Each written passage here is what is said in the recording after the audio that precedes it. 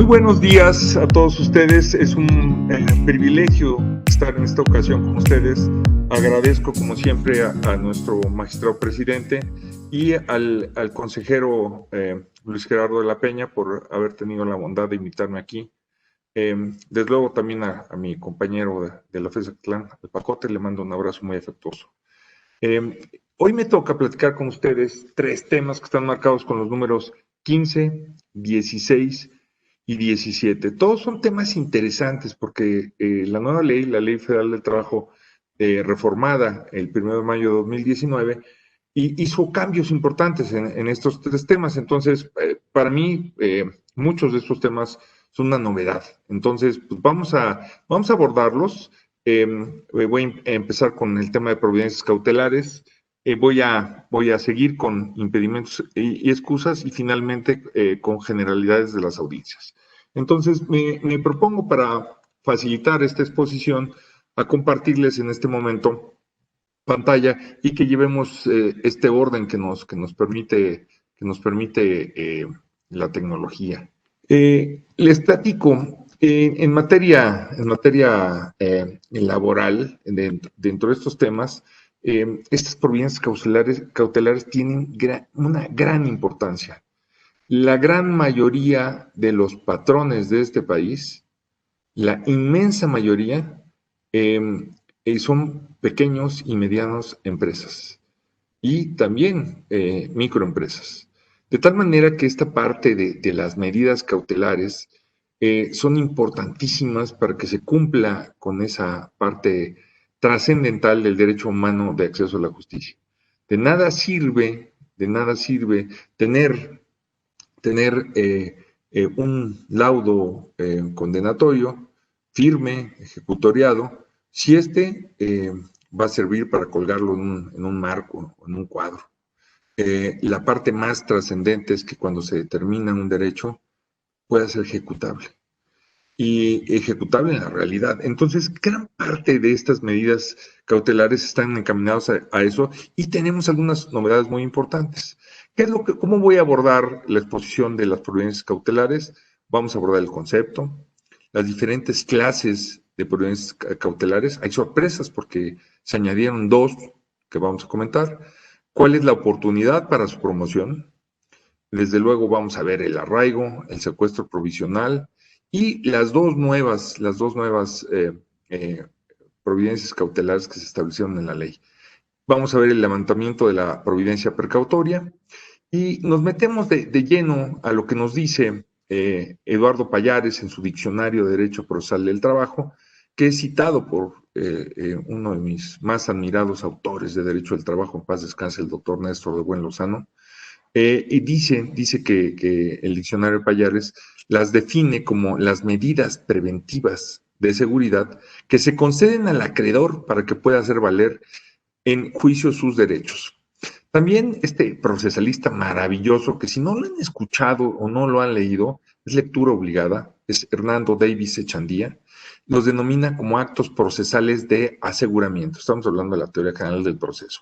También Castillo, Larrañaga y De Pina afirman que, sin definirlos, que la efectividad futura de las sentencias aconseja en muchos casos la adopción de determinadas garantías preventivas. Es una exigencia impuesta para evitar que en el tiempo que transcurra desde la incoacción del proceso a su resolución por el fallo pueda desaparecer o fortuitamente o por maquinaciones voluntarias el patrimonio del deudor, quedando en una situación de insolvencia que haga ilusoria el cumplimiento de la resolución favorable al actor. Lo que les quiero decir es que este es un tema de todos los días. Nosotros los que litigamos en materia de trabajo tenemos dos grandes dificultades. La primera dificultad, cuando se es accionante, es obtener un laudo favorable. Y la segunda, ejecutarlo. Escuchando a la expresidenta de la Junta Local de la Ciudad de México en una exposición, que se volvió una experta una verdadera experta en el tema de diagnóstico del funcionamiento de las juntas de conciliación y arbitraje, nos decía que únicamente el 25% de los laudos son cumplidos. Háganme ustedes el favor. O sea, tenemos una eficacia de cumplimiento en la Junta Local de la Ciudad de México, en este estudio muy particular que hizo la expresidenta, de 25%. O sea, es algo vergonzoso. Si ustedes comparan esto con el Poder Judicial Federal, van a ver que estamos, pero por los suelos. Y precisamente uno de los cambios importantes es que sí se dé cumplimiento con estos laudos. Dentro del tema concepto hay diferentes denominaciones que se ha utilizado para estas providencias cautelares, como providencias previas, ¿sí? Medidas de aseguramiento, decretos, autos de providencia, providencias precautorias, providencias cautelares, medidas preparatorias de aseguramiento y precautorias y providencias precautorias. Nuestra Ley Federal del Trabajo las reconoce como providencias cautelares. Gran pregunta, ¿con o sin garantía de audiencia? Esto es, ¿debe de ser escuchado el que va a ser afectado por estas medidas precautorias o se pueden decretar de plano sin ser escuchado? Y la segunda pregunta es si se trata de actos privativos o no, en lo que establece, conforme como lo establece el artículo 14 constitucional. Desde que tomé hace más de 30 años clase, pues me tocó tomar clase con el ministro en retiro, Chapital Gutiérrez, de garantías de amparo y después de derecho fiscal, súper maestro, la verdad es que es de esas personas que me marcó toda la vida para este tema de la enseñanza. Nos decía en materia de amparo que las medidas cautelares no constituyen actos privativos, es una de las excepciones a la garantía de audiencia. Y dice el rubro de esta tesis, que es una tesis del Pleno, la 21 de 98, que para su imposición no rige la garantía de previa audiencia. Carlos de Buenuna, el maestro Carlos de Buenuna, critica esta tesis porque dice que no hay mayor argumentación respecto de esto, pero la verdad de las cosas es que desde la perspectiva de este gran maestro, Chapital Gutiérrez, pues si es una medida provisional, cautelar, pues puede ser que no tenga mayor daño. Carlos de Buen dice que aún siendo una medida temporal puede haber afectación de la esfera jurídica del gobernado y entonces que también de alguna forma yo creo que desde una posición patronal o patronalista dice que existen algunos accionantes que promueven con ciertas hipótesis falsas este tipo de medidas, nomás para presionar y tratar de conseguir un arreglo, pero pues ahí va a ser la actuación del juez valorando todas las constancias y tomando conciencia de qué es lo que se está promoviendo, si las debe o no otorgar. En lo particular, pues yo creo que gran parte del éxito de estas medidas es que la otra parte no esté enterada de su otorgamiento porque puede con mucha agilidad desaparecer los bienes para hacer efectiva un laudo condenatorio que esté en proceso de ejecución. De alguna forma, dentro del concepto de clases o historia de tipos de este tipo de medidas preventivas o precautorias, en la Ley Federal del Trabajo de 2002 se establecía que los presidentes de las Cortes de Conciliación y Arbitraje o los especiales de las mismas, a petición de parte, podrían decretar por dos clases de providencias cautelares. La primera, denominada expresamente arraigo, cuando haya temor que se ausente u oculte la persona en contra de quien se entable o se haya entablado una demanda. Aquí se está entendiendo que esta ausencia se refiere a personas físicas, porque las personas morales es muy difícil que se ausenten así tal cual, ¿no? Y la segunda medida, el secuestro provisional. Y dice que cuando sea necesario para asegurar los bienes de una persona, empresa o establecimiento. Aquí utiliza, fíjense qué interesante, nuestra Ley Federal del Trabajo, y lo vamos a ver en la parte de las actuaciones de las juntas, en el artículo 712, que el trabajador no está obligado a precisar quién es el patrón. Y que en su momento sí es importante porque no puede haber un laudo en el que se condena a una persona indeterminada, pero fíjense aquí, el secuestro provisional se puede decretar en contra de una persona en contra de una empresa, y pues aquí yo entiendo que está hablando del artículo 16 de la Ley Federal del Trabajo, esta unidad económica que puede estar constituida por diferentes razones sociales y personas físicas, o el establecimiento, esta unidad técnica de la empresa, ¿no? Que funciona como sucursal de la misma, o como ya en los negocios internacionales como filial, ¿no? De alguna forma, en la actualidad, dice nuestra Ley Federal del Trabajo, que está vigente desde el 1 de mayo de 2019, que el secretario instructor del tribunal, a petición de parte, podrá decretar las siguientes providencias cautelares. Y esto es importante porque ya sabemos que va a haber un recurso de reconsideración que se puede promover en contra de este secretario instructor ante el juez, ¿verdad? Entonces, fíjense qué curioso. Primero pone, en lugar de poner arraigo, es curioso porque ahí nos damos cuenta que nuestros legisladores de repente les falta técnica legislativa.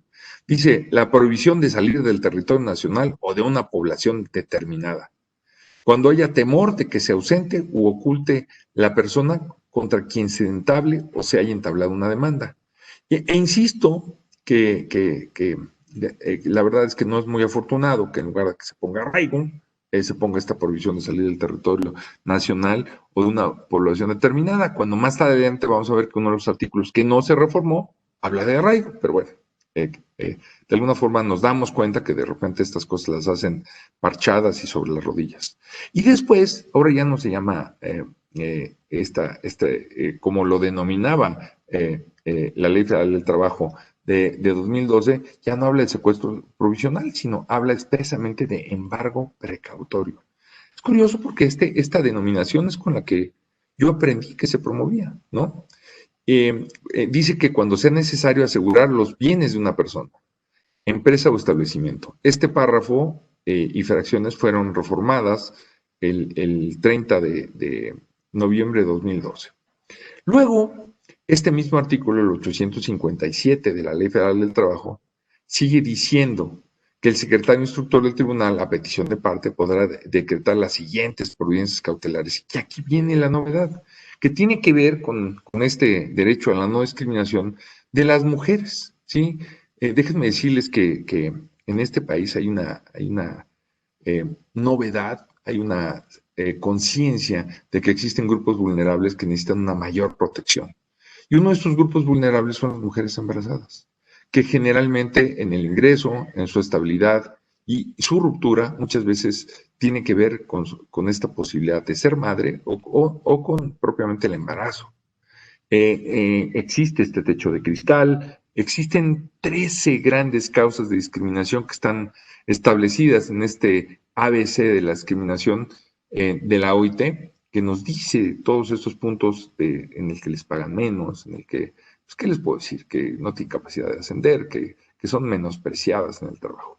Entonces, aquí esta causa de no discriminación consiste en requerir al patrón para que se abstenga de dar de baja, de comunicar la baja a la institución de seguridad social en la que se encuentra afiliada la trabajadora embarazada que haya sido despedida. Cualquiera de ustedes se podría preguntar, bueno, pues si estamos hablando del apartado A, porque vamos a aplicar la Ley Federal del Trabajo, pues que tendrá que ser necesariamente el Seguro Social. Pues no. Fíjense que curiosamente en nuestro sistema jurídico existen diferentes dependencias, por ejemplo, la UNAM, donde a pesar de que son apartado A, la prestación de los servicios de seguridad social están a cargo del ISSSTE, no del Seguro Social. Por eso es que este artículo habla de una forma indistinta de la institución de seguridad social en la que se encuentra afiliada la trabajadora embarazada que haya sido despedida. Y dice que esto está sujeto cuando a juicio del tribunal existen indicios suficientes para presumir que fue separada en razón de su estado. Dice también, o condiciona, que esa medida, cuando se acompañe junto con la demanda, que aquí se entiende que se promueve cuando se inicia la demanda, certificado médico que acredite el embarazo, emitido conforme a los requisitos y formalidades contempladas en la ley. Déjame decirle que de repente el embarazo en muchas personas no se dan cuenta que están embarazadas hasta pasados meses después, muchos meses después. 4 meses después, 5 meses después, por muchas razones. Entonces, esta circunstancia pues puede ser a posteriori, inclusive de la presentación de la demanda. Dice que en los casos que también se reclame discriminación. Fíjense, la anterior es una causa de discriminación específica, ¿sí? Y aquí está hablando de una discriminación o el derecho a la no discriminación genérica en el empleo, que ustedes saben que nuestra Ley Federal del Trabajo actualmente, en sus primeros artículos, establece con claridad que está prohibida la no discriminación. Y de hecho es una reproducción de nuestro artículo primero constitucional que trae la cláusula de no discriminación desde la reforma constitucional de los derechos humanos. Entonces dice que en los casos en los que se reclame discriminación en el empleo, tales como, y empiezan los casos, discriminación por embarazo, orientación sexual o por identidad de género, o como en los casos de trabajo infantil, el tribunal tomará providencias necesarias para evitar que se cancele el goce de derechos fundamentales. Entre otros, la seguridad social, en tanto se resuelve el juicio laboral. Entonces, si se fijan, está reforzado este tema de la seguridad social porque el caso específico anterior hablaba de derecho a no la discriminación por razón de embarazo. Pero bueno. Dice que también el secretario instructor del tribunal decretará las medidas de aseguramiento para las personas que así lo ameriten y que para tal efecto deben de acreditar la existencia de indicios que generen al tribunal una razonable sospecha, una apariencia de buen derecho o la presunción de los actos de discriminación que se hagan valer. Esto la verdad es que de alguna forma genera la posibilidad de que esto quede dentro de una facultad discrecional del secretario instructor y que de igual forma que si hay una omisión pues podrá ser impugnada a través del amparo indirecto. Dentro de las clases de medidas precautorias está el arraigo, ¿sí? Que ahora denomina como prohibición de salir del territorio nacional o de una población determinada. También está el embargo precautorio, antes denominado en el 2012 como secuestro provisional. Añade dos nuevas hipótesis nunca antes reguladas y que tienen una íntima relación con la reforma constitucional de los derechos humanos y la cláusula de no discriminación que está en el artículo 1 de la Constitución. En resumen, es la protección al derecho humano, de la seguridad social, de la trabajadora embarazada que ha sido despedida. Y la discriminación genérica por razón de embarazo, orientación sexual, identidad de género o tratándose de trabajo infantil. Y ya saben que el trabajo infantil, específicamente en nuestro sistema jurídico, está prohibido.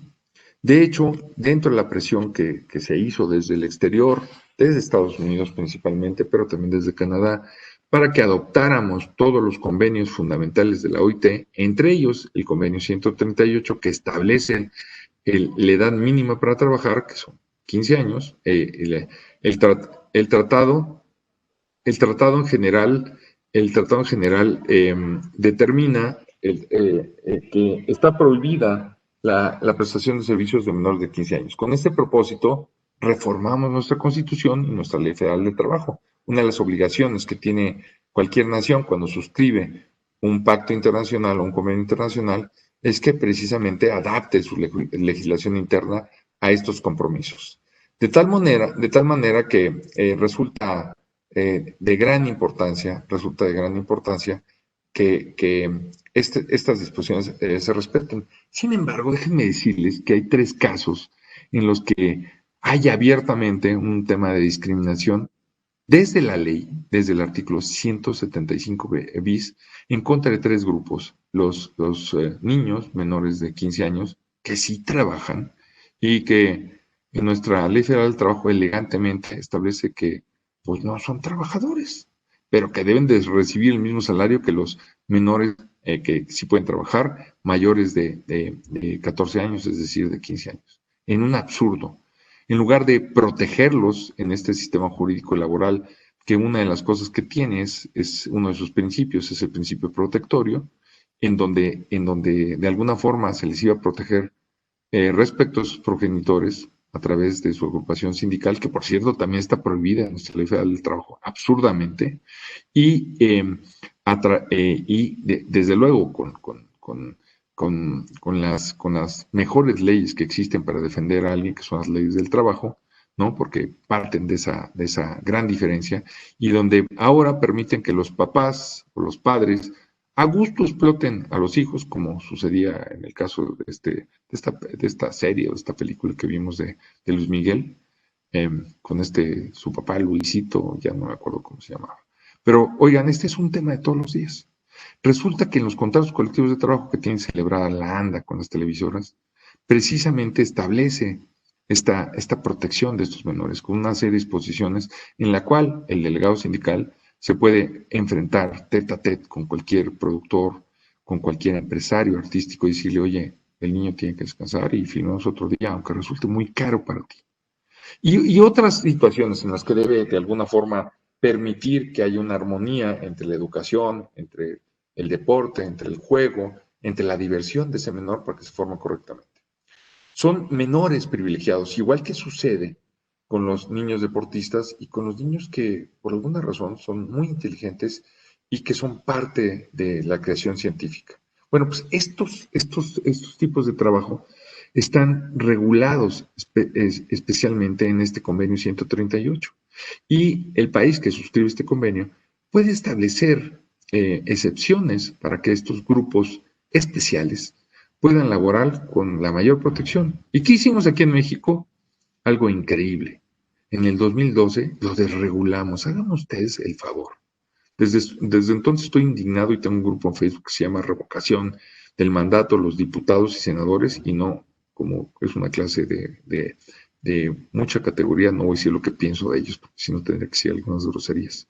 Entonces, en esos casos, se permite que las providencias que se solicitan, bien al presentarse la demanda o bien posteriormente, dice nuestra ley federal del trabajo que en el primer caso se deben tramitar previamente al emplazamiento y en el segundo, precisamente para que no conozcan, y estamos hablando de las primeras dos, se lleven por cuerda separada. Es decir, tanto el arraigo como el embargo precautorio se tienen que llevar de manera secreta, ¿sí? Normalmente en un expedientillo al margen de las actuaciones principales, como lo establece nuestro artículo 858 de la Ley Federal del Trabajo.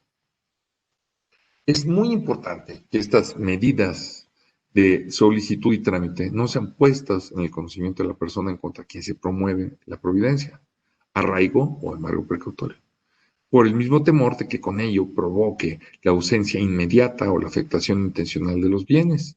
¿Sí? Ya saben que subsiste esta tesis que sería muy interesante controvertir cuando hay sospecha de fraude en contra del acreedor, especialmente en materia de trabajo, de que los bienes salidos del patrimonio no pueden ser sujetos de embargo. Entonces, de alguna forma, y desgraciadamente en este país donde la corrupción impera, hay algunos fedatarios públicos que, a pesar del riesgo en el que incurren, de repente emiten certificaciones para darles fecha cierta a ciertas transacciones, guardando algunos espacios en sus protocolos. Y sí los hay, ¿eh? Y de alguna forma, si me dicen, ¿te consta? Sí me consta. Y este tipo de conductas son sumamente indebidas y desde luego pues, las debemos de perseguir con todas las consecuencias legales. La promoción respectiva también puede hacerse por escrito o por comparecencia. Como les decía en otra de mis pláticas, nuestra Ley Federal del Trabajo no establece formas y una de las formas de promover los juicios laborales es a través de las comparecencias de las partes en el expediente, sin que haya una promoción escrita que se traduzca en una entrada por oficialía. Déjame decirle que cuando son promociones de término, no para impulsar el procedimiento, todos los reglamentos interiores de las juntas establecen que debe ser a través de oficialía y cuando son en horas que no son donde está abierta la oficialía de la junta, le deben de corresponder a la persona encargada para recibir estas promociones fuera del horario. Si no es así, pues podría también haber fenómenos de corrupción en el que alguien que hubiera incurrido en contumacia o que no hubiera actuado y que hubiera sido sujeto de este principio de preclusión, salvar a los términos. Entonces, la promoción de medidas cautelares de las fracciones tercera y cuarta, que tienen que ver con esta no discriminación especial respecto a las mujeres embarazadas despedidas y de discriminación en general en contra de estos grupos vulnerables, deben de solicitarse al presentar la demanda. Se entiende por escrito y se entiende que este tipo de medidas pues no serán secretas, no serán por puertas separadas. Es curioso porque el artículo 859 utiliza el léxico de la Ley Federal del Trabajo de 1980 y también de la reforma del 2012 que la mantiene, que dice que el arraigo se decretará de plano. Fíjense qué curioso. Antes no se le denominaba arraigo, pero ya en este precepto que no fue modificado, pues se retoma el concepto de arraigo. Dice que se decretará de plano. Y ahorita vamos a abordar qué significa eso de plano, pues de inmediato, ¿sí? Sin mayor audiencia, sin mayor intervención. Su efecto debe de consistir en prevenir al demandado para que no se ausente del lugar de su residencia, sin dejar un representante legítimo, que esté suficientemente instruido y expensado. Eso quiere decir que tiene la capacidad económica la capacidad jurídica para decidir, la capacidad económica para comprometerse. La expresión, les decía, de que se decretará de plano debe entenderse en el sentido que bastará la solicitud de arraigo para que, aquí dice la Junta, pero debe decir el tribunal, lo ordene sin prueba alguna que fundamenta la petición. También no nos debe extrañar que se haga, dada la posibilidad del levantamiento de arraigo mediante el nombramiento de un apoderado que tenga facultades para obligar al ausente demandado, que cuente con los medios suficientes para hacerse cargo de las responsabilidades de un posible litigio. A eso se refiere el adjetivo expensado. La eficacia de los arraigos es absolutamente relativa. Ya saben que en nuestro país, con nuestro sistema migratorio, donde hay algunos controles razonables en aeropuertos y en realidad son casi inexistentes las fronteras. Y de manera especial en los Estados Unidos de Norteamérica, donde pues, si ustedes alguna vez han pasado por las fronteras pedestres, pues hay básicamente muy poco control. Se puede salir sin demasiadas dificultades y si no, pregúntenles a los migrantes que pasan a los otros lugares de manera irregular. Pero además, el arraigo, fíjense, no se refiere solamente al país, sino también al lugar de residencia habitual. Y ello resulta dificilísimo de fiscalizar. Hagan de cuenta que si se fugan de las prisiones de alta seguridad, imagínense en materia laboral este tema. Como que no hay mucha seriedad en la eficacia de estas disposiciones. En este sentido, es que se explica la sanción que se establece en el artículo 860 actual, que dice que quien quebrante el arraigo será responsable de un delito, el de desobediencia a un mandato de autoridad. Y para que este delito sea perseguido, el tribunal debe hacer una denuncia ante el Ministerio Público que corresponda, ya será local o federal, ¿no? La petición de embargo precautorio debe fundarse en la comprobación que el demandado tiene diferentes juicios o reclamaciones ante autoridades judiciales o administrativas o ante, hoy en día, como va a haber esta doble jurisdicción en las juntas y en los tribunales del Poder Judicial de la Federación y los tribunales superiores de justicia a través de estos jueces de lo laboral, también ante las juntas, ¿no? Que hayan promovido terceros en su contra. Adicionalmente, debe de acreditarse por la cuantía de esas reclamaciones que existe este riesgo de insolvencia, lo que en todo caso debe de decidir el tribunal, ¿sí? A partir de las reglas probatorias en el que son admisibles en el proceso laboral todos los medios de prueba que no sean contrarios a la moral y al derecho, que desde mi particular punto de vista no existe prueba contraria a la moral. Si es una prueba y tiene que ver con hecho controvertido, esta parte de la moralidad la deberíamos hacer a un lado. La comprobación del riesgo de insolvencia del demandado podrá hacerse con cualquier medio idóneo, entre ellos los testigos, ¿sí?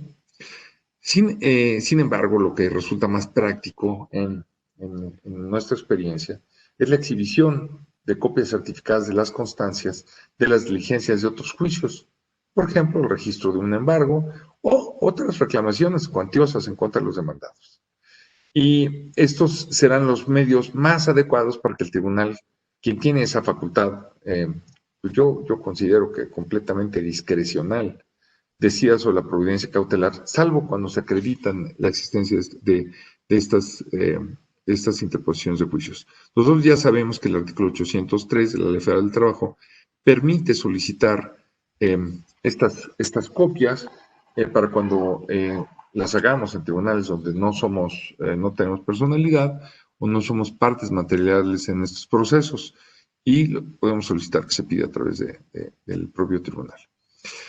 El decreto de este secuestro provisional, de este embargo, está supeditado en todo caso al juicio del tribunal y se somete a las siguientes reglas. El solicitante debe de expresar el importe de lo reclamado. Es curioso porque de alguna forma, este importe no dice si cuánto vale el juicio al momento de cuantificarse, si cuánto va a valer un año después, de acuerdo a la probable duración del juicio.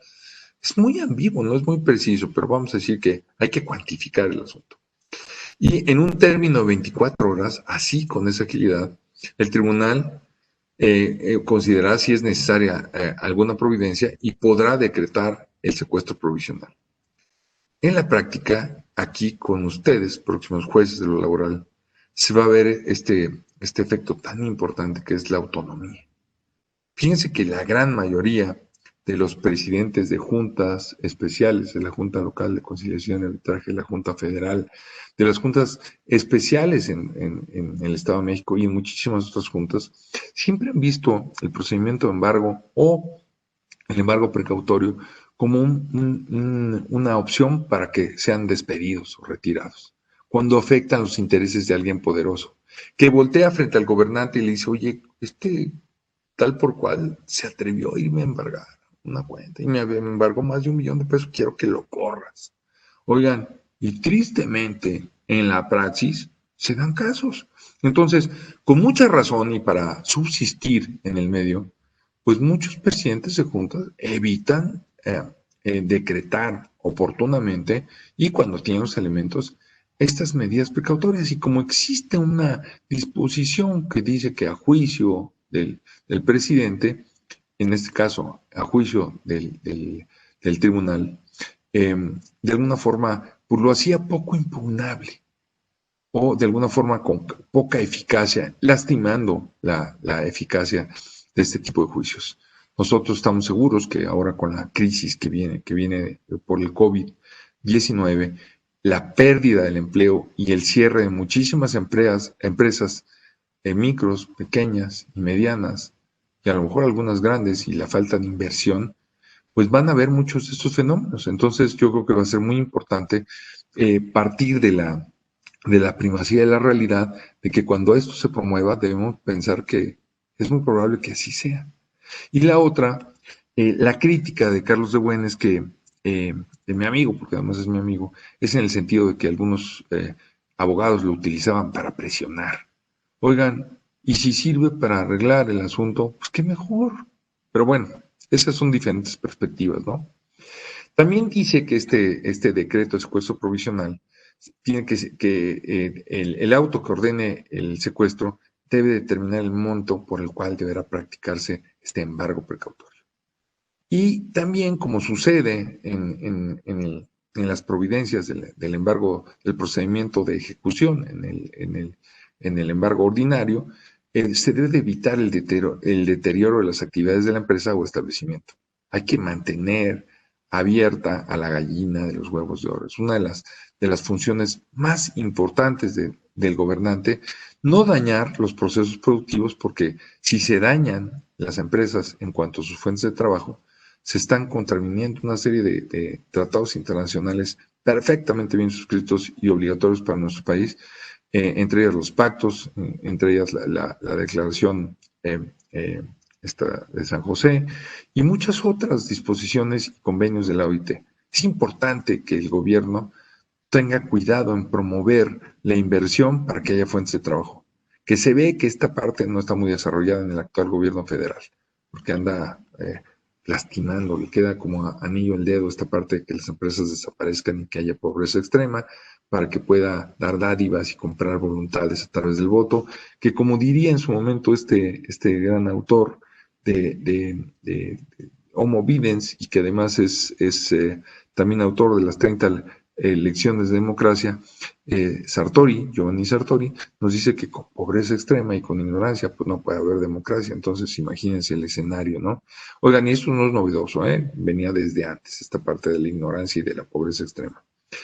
En todo caso, es interesante porque en el procedimiento de embargo,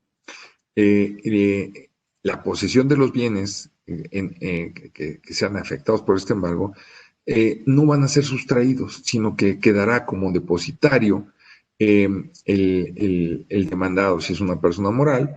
Ya veremos más adelante que le corresponderá al gerente o el director general o el administrador único. Entonces, es curiosísimo porque la ley dice que el depositario va a ser tal, inclusive cuando no esté presente en la diligencia y sin necesidad de que acepte el cargo ni proteste desempeñarlo. En mi experiencia personal, en materia penal, cuando se trata de obtener la responsabilidad de un depositario infiel, si el depositario no estuvo en la diligencia y no firmó, desde la perspectiva de los que se mueven en este mundo para vincular, en el mundo penal, para vincular a este depositario infiel, consideran que no tiene responsabilidad penal. Entonces, habría que cambiar paradigmas y verdaderamente hacerle saber posteriormente al propietario de los bienes embargados que sí está siendo depositario y que notificarle para que surta esta responsabilidad penal.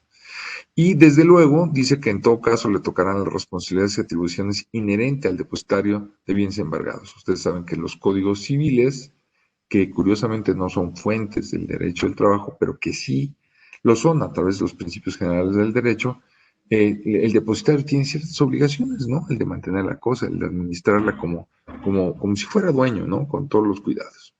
Ahora, cuando se trata de una persona moral, el artículo 863 de la Ley Federal del Trabajo establece que el depositario será el gerente o director general o quien tenga la representación legal de la misma.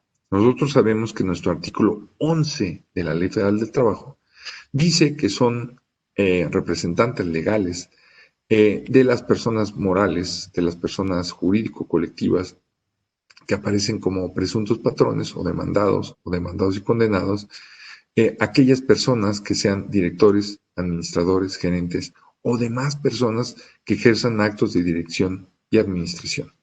Es un trabajador de confianza que además ostenta la representación legal. Oigan, ¿y tiene que tener mandato o poder? No. El artículo 11 es tajante. Dice que con que realice estos actos o tenga esos cargos. Debido a la naturaleza de estas providencias del embargo precautorio, se debe realizar un poco en secreto.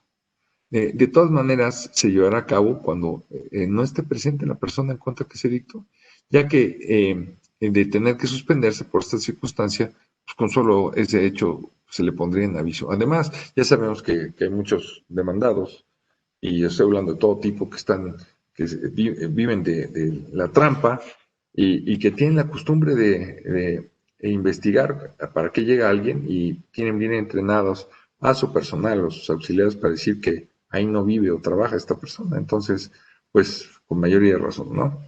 Dice,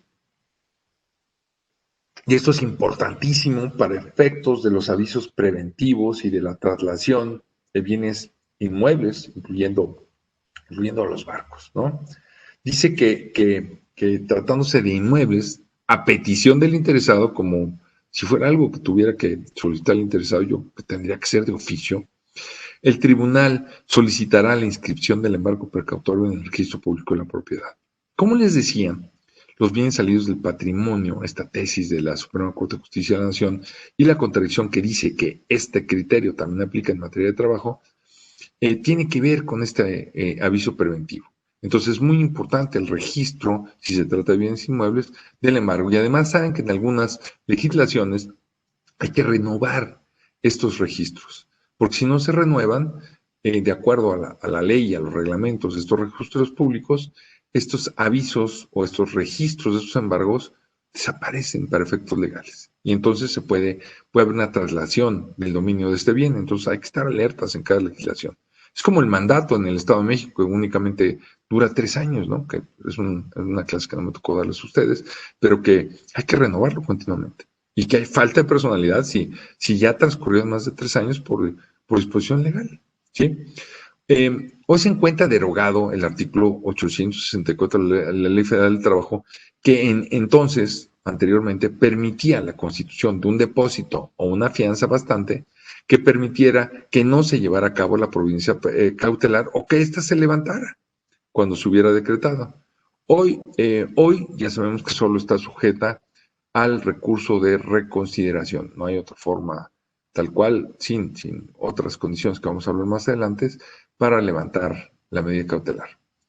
También cuando se dicta un laudo absolutorio, desde luego, y este es ejecutoriado, o una condena que por su cuantía es aceptada por el demandado y la cubre, deja sin efecto la providencia cautelar. Eso no está en la ley, pero es un tema de la teoría general de las obligaciones y que es aplicable en todos los casos.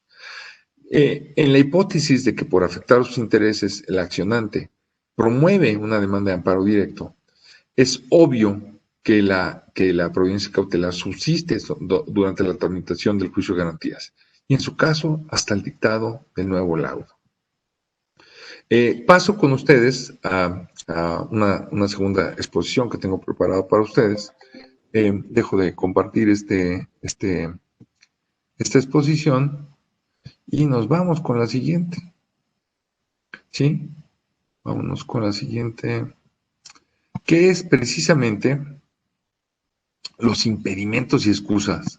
Y que además déjenme decirles que también hay grandes novedades en este tema, no solamente en las medidas cautelares que ya vimos, ¿sí? Como nuevas, y que va a estar a su cargo el actuar correctamente, ponderadamente, para obtener este equilibrio entre los diversos factores de la producción y tomando en consideración que los trabajadores son una clase desprotegida, ¿no? Les voy a platicar de estos impedimentos y excusas. ¿Quiénes y por qué causas se deben excusar? ¿Sí?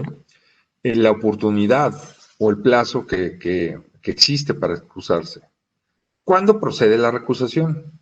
¿Ante quién y hasta cuándo procede la recusación? ¿Cuándo no es admisible? ¿Cuándo no se admitirá? ¿Cuándo será desechada de plano? ¿Sí? Acuérdense que hay dos formas de acordar una petición: desecharla de plano o darle trámite y resolver en su contra. Entonces aquí estamos viendo que cuándo será desechada. Vamos a ver en su momento y vamos a estudiar que no hay suspensión del procedimiento y que cuando se decreta su procedencia hay una nulidad retroactiva de las actuaciones practicadas por el juzgador que estaba afectado de esta incompetencia subjetiva o de estas causas que obligaban a excusarse. También cuando se promueve de manera ligera o de manera irresponsable, como hoy lo vemos en muchos juicios burocráticos en el Estado de México y en muchos otros juicios, que el deporte número uno de muchos litigantes que representan la parte demandada es promover incidentes para suspender el procedimiento, que esto va en contra de estos grandes principios que establecen la concentración, la economía y la agilidad del procedimiento laboral. Y ustedes saben que recientemente se dictó una tesis aislada muy interesante, que dice que no debe haber suspensión del procedimiento, aún tratándose de aquellos incidentes de previo y especial pronunciamiento, cuando todos los que estudiamos teoría general del proceso, o que llevamos clases de derecho procesal, o que llevamos clases de derecho procesal civil, o derecho procesal del trabajo, sabíamos que cuando se trataba de previo y especial pronunciamiento, significaba que el procedimiento se suspendería en tanto no fuera resuelta esa cuestión. Y hoy en día existe esa tesis que con mucha solidez explica que hay principios más importantes y que mejora o es más importante que no se suspenda el procedimiento para evitar este alargamiento innecesario. Aquí, quítense de dudas, no hay suspensión del procedimiento. Y cuando se promueve de manera irresponsable para alargar el procedimiento, para desgastar a la parte accionante, generalmente el trabajador, desde luego que hay sanciones. Desde luego se protege al juzgador en términos de su autonomía. No se puede andar promoviendo y desistiendo. Curiosamente, este desistimiento, se utiliza esta palabra, como de repente somos en materia jurídica. Una de las tareas que le pido a los compañeros a los que les doy clase en licenciatura de práctica forense laboral o de derecho procesal del trabajo, es que vayan a una papelería y busquen una carta poder, estas que nos venden de esqueleto. Y vamos a ver que en un paradigma, de repente tenemos léxico que se utilizaba a principios del siglo pasado, ¿sí? En procedimientos que hoy en día no están vigentes, que no son aplicables, donde hay recursos. Bueno, pues uno de los paradigmas, encontré esta palabra en la reforma, que dice que no se puede alzar la solicitud de alguna forma de que se excuse el, el, el, eh, el juzgador, ni se puede andar variando la causa, no se le puede acusar con este tipo, y precisamente para proteger su autonomía. También, ¿cuál es la consecuencia si resulta procedente? Bueno, ¿cuál es el concepto? Bueno, el concepto es la exigencia de imparcialidad en el juzgador. Ha dado en lugar de establecimiento de ciertas reglas que vamos a ver que en el caso laboral son muy, muy extensas, muy amplias, y digo, en el caso laboral actual, ¿sí? Ante situaciones de interés presunto por parte de quien debe juzgar, determinan la necesidad de su apartamiento del proceso. Es decir, que no acuerde ni no lo juzgue, ¿sí? Esa situación puede dar lugar a dos vías diferentes, ¿sí? Conforme a la primera, el juzgador que se encuentra en incompatibilidad relativa debe excusarse o abstenerse del conocimiento del negocio. O sea, no debe de esperar a que lo recusen. Pero existe la posibilidad, por muchas razones, de que no lo haga. Por ignorancia, por mala fe, por torpeza, ¿sí? Y ustedes saben que sí tenemos antecedentes en los cuales algunos juzgadores en materia laboral, presidentes de junta, han sido separados de su cargo precisamente por violar estas normas.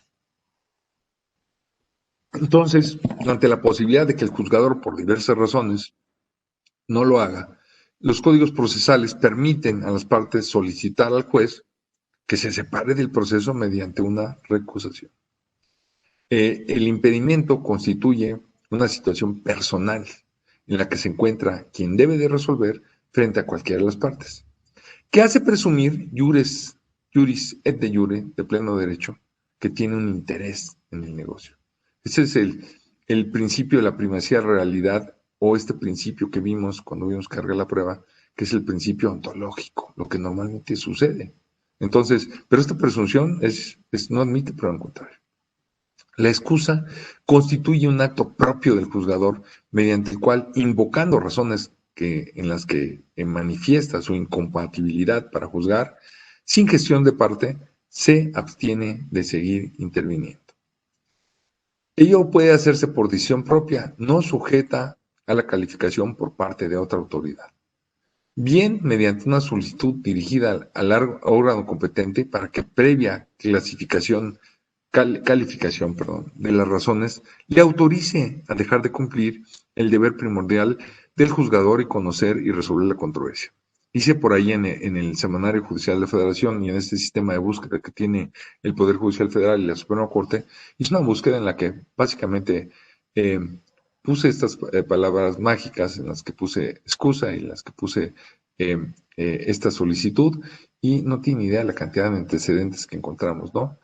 Recusación y trabajo, asterisco, y le di búsqueda y una locura de la cantidad. Y hablando de todas las materias, aún hay más y hay muchísima casuística que tiene que ver con ese tema. Y yo creo que es muy importante para cambiar esta mala fama que tenía en cuanto a corrupción la justicia laboral, y que además hay que reconocer estaban etiquetados, porque el tema de la corrupción es un fenómeno de la cultura, es un fenómeno social, es un fenómeno de los mexicanos, que no es exclusivo de las consecuencias de arbitraje, pero dentro de esta etiquetación, yo creo que es muy importante atender a estos temas.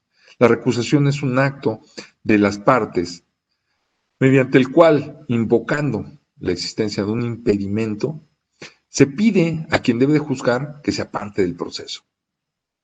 Como antecedentes, la Ley Federal del Trabajo de 1931, ustedes saben que no hemos tenido como leyes federales la de 31 y la de 70, aunque la de 70 ha sido reformada de una manera trascendente en 1980, en el 2012 y recientemente en el 2019. La ley de 31 establecía 2 vías para que un representante, porque además ahora ya no hay representantes ni patronales ni de los trabajadores, no hay ese tripartismo que de alguna forma estorbaba, no por el tripartismo, sino por la forma en la que diseñamos que se aplicara el tripartismo, la resolución de los conflictos de trabajo. Y también podía haber esta conflictividad de intereses de los representantes. No respecto de la defensa de su clase o de sus necesidades, sino más bien respecto de la cercanía a alguna de las partes. En ese sentido se regulaba la recusación, que era necesariamente con causa. Ya ven que en alguna época en materia civil existió esa recusación sin causa. Había muchos abogados con colmillo retorcido que presentaban en un juzgado con número anterior su demanda para que a la primera de recusación sin causa llegar al tribunal que ellos deseaban, ¿no? Esto venía en los artículos, o viene en los artículos 487 a 498, inclusive la ley de 31, y la excusa en el artículo 499. La ley federal del trabajo de 1970 mantuvo en términos generales las mismas reglas, con algunas correcciones de estilo de los artículos 738 a 744. Y si bien incluyó la excusa dentro de las mismas reglas de la recusación, la hacía depender a ambas de la calificación por diversas autoridades laborales, como lo decía el artículo 742. Con motivo de la reforma postal de 1980, se suprimió la recusación.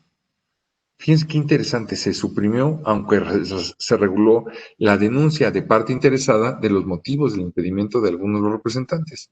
Es como que se andaban así torturando mentalmente, diciendo aberraciones, ¿no? Si yo podía denunciar, pues en realidad estaba recusando en el fondo, pero bueno. Es interesante reproducir en conducente las razones que se invocaron en exposición de motivos. Dice el capítulo 4, denominado los impedimentos de excusa, contenía varias innovaciones. Se suprimió la recusación de los representantes del gobierno, de los trabajadores y de los patrones. Bueno, ¿quiénes y por qué causas deben de excusarse? Hagan de cuenta que para esto hay que tener mucha paciencia, porque son 16 causas posibles y pues de alguna forma tenemos que abordar cada una de ellas. De repente se vuelve este tipo de pláticas de alguna forma desgastantes o tardadas, pero pues hay que entenderlos.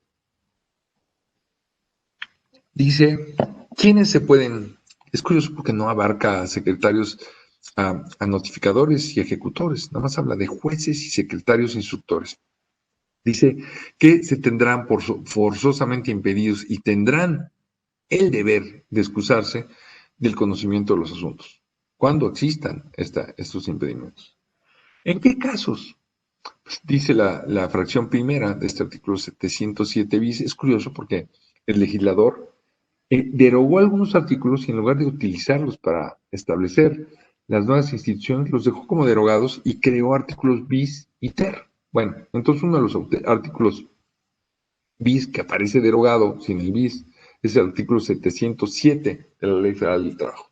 Dice que se debe de excusar en los asuntos en el que tenga interés directo o indirecto. O sea, cualquier interés debe de excusarse.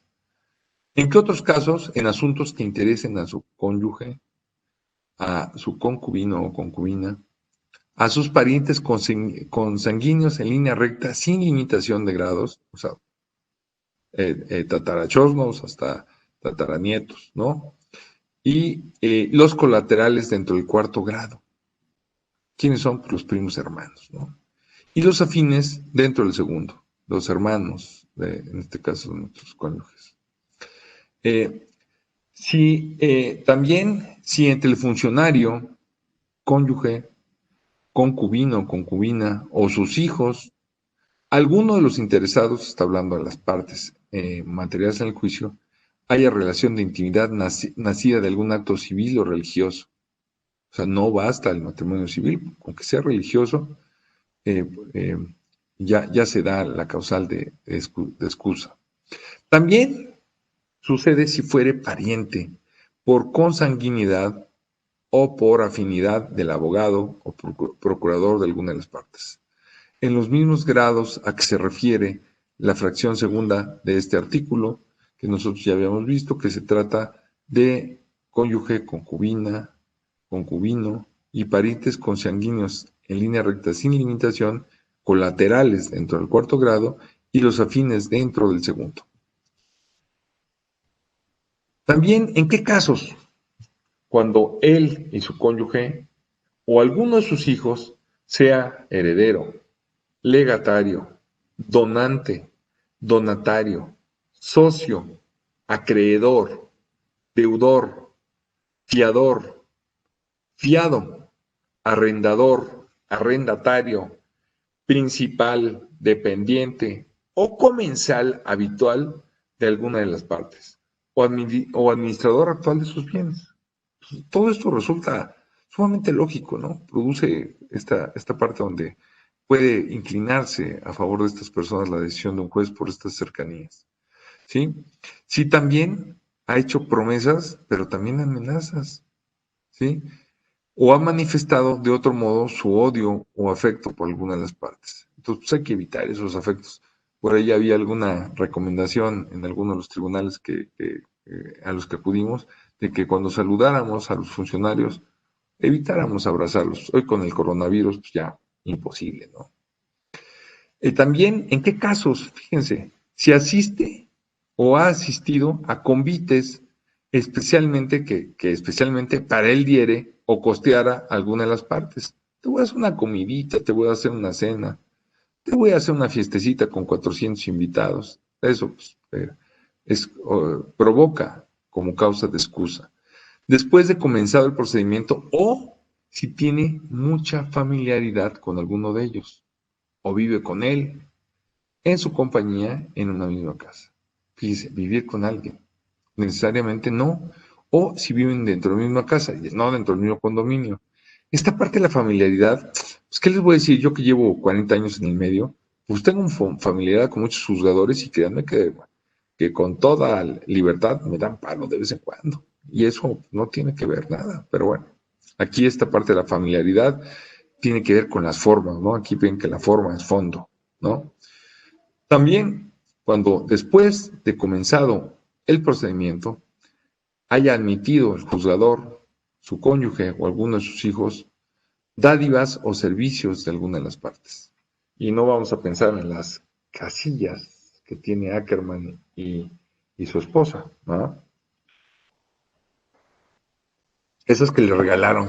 También el artículo 707 bis, que ya mencionamos, dice que si ha sido abogado o procurador, perito o testigo en el negocio de que se trate. Imagínense, pues cómo no, es clarísimo este tema de que hay una probabilidad de que no se resuelva equilibradamente. También es causa de excusa si el juzgador ha conocido del negocio como integrante del tribunal, árbitro o asesor, o resolviendo algún punto que afecte la sustancia de la cuestión en la misma instancia o en otra. ¿Qué pasa si el secretario instructor después deviene ser juez? Pues de alguna forma estará impedido para resolver lo que él en su momento resolvió como secretario, ¿no?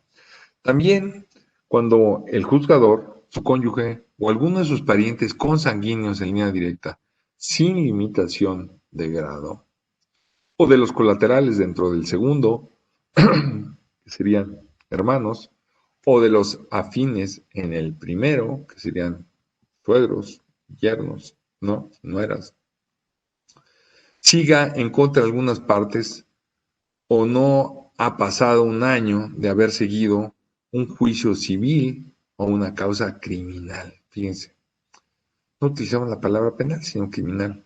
Como acusador, como querellante o denunciante, o que haya constituido parte civil en causa criminal seguida en cualquiera de ellos. Ya ven que en materia penal, de repente hay incidencias de reparación del daño que se litigan de manera civil. También cuando alguna de las partes o de sus abogados o ha sido denunciante, querellante o acosador del funcionario de que se trate, o de su cónyuge, o de alguno de sus expresados parientes. Una de las prácticas que aquí puede ser sancionada, pero una de las prácticas comunes cuando un litigante tiene la sospecha de que la balanza está inclinada indebidamente, como si se estuviera en un partido del Real Madrid o del América, en esos casos, muchas veces las partes denuncian penalmente al juzgador.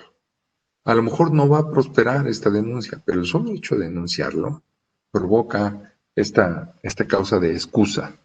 Eh, Aquí el tema pues, es que en realidad yo creo que esto no se debe utilizar para perjudicar a los juzgadores o su fama, ni tampoco para alargar los juicios, pero que muchas veces hay formas en las que se resuelve que la única explicación que puede tener el litigante es que eh, esta balanza está trucada, ¿no?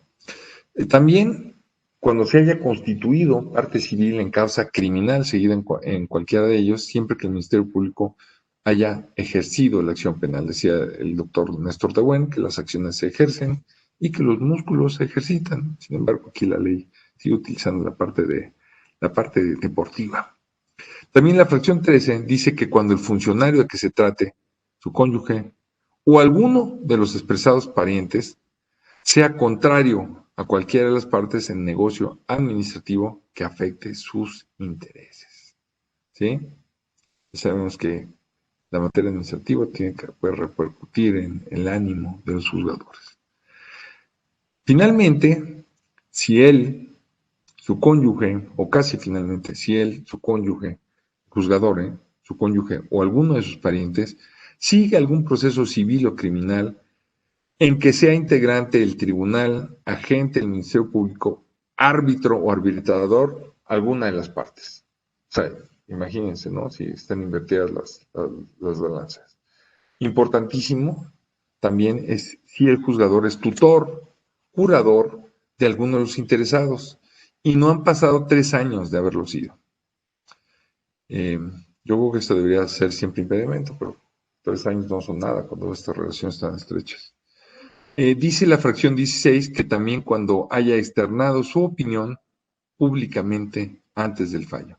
Fíjense que en mi experiencia personal me ha tocado acudir muchísimas ocasiones a hacer este alegato verbal, esta defensa verbal, estas alegaciones con los magistrados de los tribunales colegiados que van a fallar un asunto. Y me he encontrado con dos tipos de magistrados. El magistrado que es estatua, en el que únicamente nos dice, lo escucho, al final de nuestra intervención nos dice, vamos a resolver con forma de derecho y lléguele, ¿no? Y otros muy interesante en el que se meten al fondo del asunto y plantean sus ideas, no porque estén orientados para una parte, sino en realidad se abren a la discusión doctrinaria, a la discusión de las instituciones, de las formas de interpretar, y esto enriquece al Poder Judicial. Sin embargo, aquí aparentemente está prohibido en este sistema jurídico que se externe la opinión pública antes del fallo. Y también cuando exista cualquier otro impedimento legal que provenga de otras disposiciones o de otros ordenamientos. ¿Sí? ¿Qué plazo es el que existe para excusarse?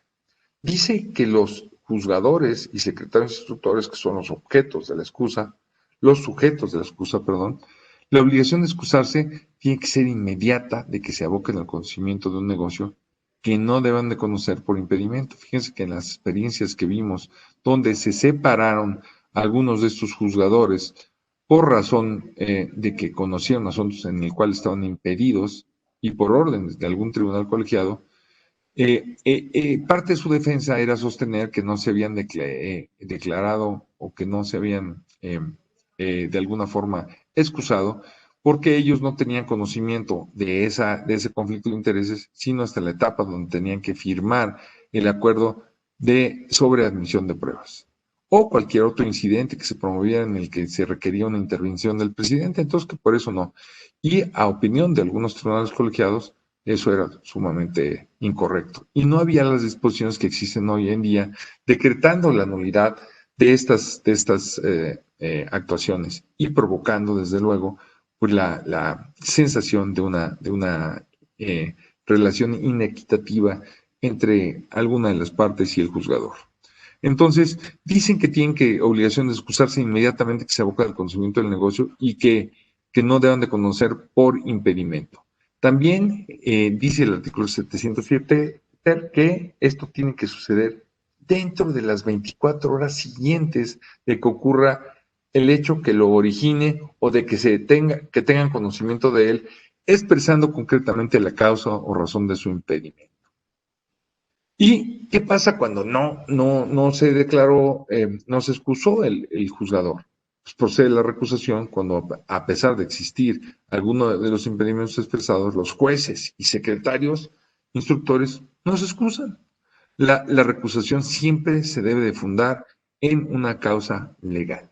Ya vimos que hay 16 fracciones, ¿no? Más las extras.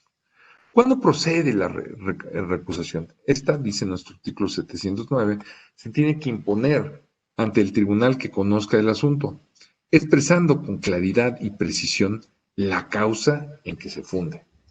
El tribunal deberá remitir de inmediato el testimonio y las actuaciones respectivas a la autoridad competente para resolver, al pleno del superior jerárquico u órgano análogo que corresponda de conformidad con su legislación, cuando la competencia sea del orden local.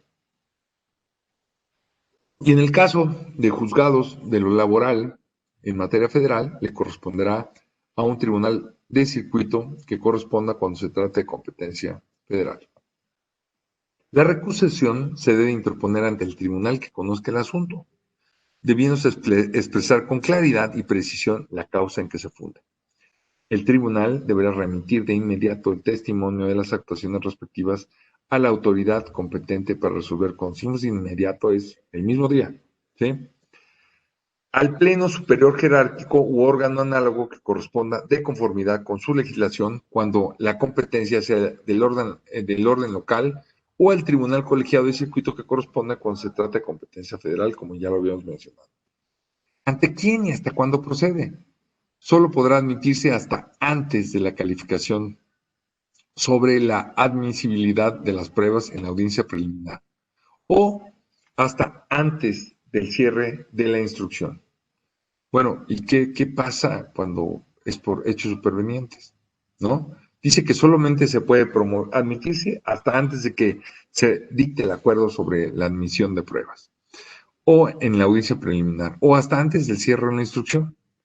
Cuando cambia el personal del tribunal o cuando ocurra un hecho superveniente que funde la causa. O sea, sí se permite más adelante, cuando hay este cambio personal, ocurra un hecho superveniente que funde la causa. Ya ven que una de las labores que más le divierte a los tribunales superiores de justicia o al Tribunal Superior de Justicia local es que puede darse este cambio de tribunal y encontrar estas dificultades. Y desde luego, nosotros sabemos que un hecho superveniente es un hecho que ocurre después que esto puede suceder. ¿Cuándo no se va a admitir la recusación? Al cumplimentar, digo esto de cumplimentar, que es un invento de nuestro legislador, debería decir al cumplir, ¿no? Al ejecutar, al obedecer, exhortos, ejecuciones y demás diligencias cuya práctica se encomiende por otros tribunales. Y en los procedimientos a que se refieren los artículos 982 a 991 de la Ley Federal del Trabajo, que ustedes saben, si nos vamos al artículo 982 y 991 de la Ley Federal del Trabajo, vamos a encontrar, vamos a leerlo así tal cual, 982 se refiere al procedimiento para procesar. Permítanme un segundito. efectivamente, dice, es el capítulo tercero, y dice procedimientos para procesales o voluntarios, en los que pues, básicamente no hay controversia. Aunque déjenme decirles que, hablando del aviso de despido, nos tocó ver en algunas condiciones en las que el juzgador de repente no le daba trámite o desechaba de plano el procedimiento de entrega del aviso de despido, el procedimiento para procesal, y que el afectado, en este caso el promovente de este aviso, acudía al juicio de amparo y obtenía una sentencia favorable. Entonces, aunque sean procedimientos eh, paraprocesales, después puede provenir una controversia, ¿no? También en los demás, en donde no se asuma jurisdicción, ni implique conocimiento de causa, tampoco en contra de magistrados y jueces que ya estén conociendo de una recusación. O sea, no puede haber recusación sobre recusación, es como testigo sobre testigo, ¿no? No se vale. ¿Cuándo debe ser desechada la recusación? Básicamente, cuando la recusación sea extemporánea. Y también cuando no se funde en alguna de las causas a las que se refiere este artículo que se añadió, el artículo 707 bis de la Ley Federal del Trabajo, o anteriormente se haya declarado improcedente porque surte el principio de cosa juzgada, ¿sí? La forma de tramitarse es que se debe resolver sin citación a las partes contrarias y se debe tramitar en forma de incidente. La recusación debe de resolverse sin citación y a forma de incidente, perdón, la reproducción de nuevo. Eh, la, eh, de alguna forma, una de las características de esta recusación es que no suspende el procedimiento y lo que produce es una nulidad retroactiva, ¿sí? Parecido a la incompetencia objetiva de un órgano, ¿sí? En tanto se califica la recusación, se debe de continuar con el procedimiento para no retardarlo. Pero si se declara procedente, todo lo actuado a partir de la fecha en la que se interpuso será nulo. Dice el artículo 711 de la Ley Federal del Trabajo que la suspensión del procedimiento eh, eh, produce la no suspensión mientras se tramite la denuncia. O sea, existe un doble precepto legal, el 709F y el mismo 711, que reitera la no suspensión del procedimiento, ¿sí? En la recusación, como lo sosteníamos, existen, son admisibles todos los medios de prueba, ¿sí? Establecidos en la Ley Federal del Trabajo. Además, fíjense, novedoso, la confesión del funcionario recusado. Tradicionalmente, esta confesión no era una prueba que se permitía dentro del procedimiento laboral. Se podía pedir un informe, pero no una confesión. Aquí abiertamente dice, a ver, tráiganme, que venga el desgraciado, vamos a preguntarle, ¿no? O sea, permite el desahogo de una confesional. ¿Sí? Que además pues, puede estar aparejada con un interrogatorio libre, ¿no? ¿Qué sucede cuando yo promuevo infundadamente o no acredito las causas para de alguna forma obtener que un juzgador sea separado del conocimiento de un juicio a través de haber incoado esta medida? Cuando se declara improcedente, se va a imponer al recusante una multota en favor al Fondo de Apoyo a la Administración de Justicia del Poder Judicial que corresponda, o sea, la que se les pegue la gana. Y dice que no será inferior a 100 ni mayor a 500 unidades de medidas de actualización. Oigan, esto es un dinero. Y sin embargo, si nosotros leemos, pues no hay en este capítulo eh, respuesta parecida para el juzgador. ¿Por qué? Porque están buscando que la autonomía de este juzgador, que no se le acose para que pueda resolver conforme a derecho sin que le tiemble la mano. Dice el artículo 709J de la Ley Federal del Trabajo que una vez que es interpuesta la recusación, la parte recusante, perdón, no podrá alzarla en ningún tiempo. Quiere decir que no podrá desistirse, ni tampoco variar la causa, precisamente para privilegiar la autonomía. La resolución, dice, será comunicada al recusado. O sea, aparentemente no se le debe notificar a nadie más, ¿no? Es lo que está queriendo decir esta disposición en el artículo 709H, y dice que si la recusación se declara procedente, terminará la intervención del juzgador en el asunto de que se trate y remitirá los autos al tribunal que corresponda para ser reasignado. En materia laboral, esta parte de las generalidades de las audiencias que nosotros clasificamos para efectos de esta plática en 10 puntos: el deber de comparecencia, el tiempo de las actuaciones, cuándo se pueden practicar las actuaciones, cuándo se suspenden las actuaciones, la famosísima publicidad de las actuaciones que hoy en día está afectada por esta, por las leyes que protegen la privacidad de los datos personales, de tanto en manos de sujetos eh, eh, obligados o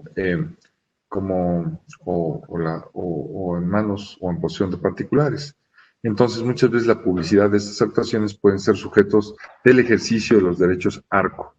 También la forma de las actuaciones procesales y las declaraciones ante el tribunal. Desde luego, el tratamiento de los expedientes, lo que tiene que ver con la reposición de los expedientes perdidos, que esto puede ser por diferentes circunstancias, desde un huracán hasta algún funcionario menor que tenga acceso a los expedientes y que se aviente a delinquir de esa manera. Lo que es el archivo definitivo y en general lo que son copias certificadas. Entonces, siguiendo este orden, vamos a meternos a lo que es deber de comparecencia. Fíjense que en materia laboral siempre se ha establecido que se requiere en materia laboral, y estoy hablando de alguna forma de esta obligación, que a través de la jurisprudencia en una Suprema Corte de Justicia que yo le digo civilizada, no porque se ha vuelto muy correcta en sus formas, sino porque tiene esta formación civilista, eh, desde que desapareció por este golpe de Estado soft en 94 el presidente Zedillo en contra del Poder Judicial Federal, en el que desaparecieron estas 4 salas especializadas y la sala auxiliar para convertirse en solamente 2 salas. Y una de estas salas está integrada por ministros que tienen formaciones distintas a la laboral y que por lo mismo pues no son del sistema laboral. Y encontramos de repente algunas decisiones en las cuales se permite actuar sin la comparecencia de las partes. Ustedes saben que en el nuevo procedimiento laboral hay una parte escrita y hay una parte oral, pero en la parte oral sí se requiere la comparecencia de las partes. ¿Sí? Si ustedes acuden a su artículo 713 de la Ley Federal del Trabajo, bueno, desde el artículo 712 bis, vamos a leerlo, desde el artículo 712 bis, dice que los tribunales tendrán una unidad receptora que proporcionará servicio durante los días señalados en el artículo 715, que son los temas que vamos a abordar, y remitirán los escritos que recibe el tribunal que corresponda a más tardar el día siguiente, lo que no sucede en muchas juntas de conciliación y arbitraje en la actualidad. De repente hacemos una promoción y pasan semanas en las que no es recibida por la Junta Especial, ¿no? Aquí la orden es que esta remisión se haga a más tardar el día siguiente. Tratándose del procedimiento especial de huelga, la unidad receptora proporcionará dicho servicio todos los días del año. De alguna forma, es una de las circunstancias que privan en el derecho colectivo de trabajo, precisamente dentro del procedimiento de huelga, donde todos los días y todas las horas son hábiles en este procedimiento. Les decía que en las audiencias que se celebren se requerirá la presencia física de las partes o de sus representantes apoderados, salvo disposición contraria en la ley, o, añadiría yo, en la jurisprudencia. Entonces, De alguna forma, en ocasiones las partes representadas no están en condiciones de asistir personalmente a las diligencias por causas de fuerza mayor.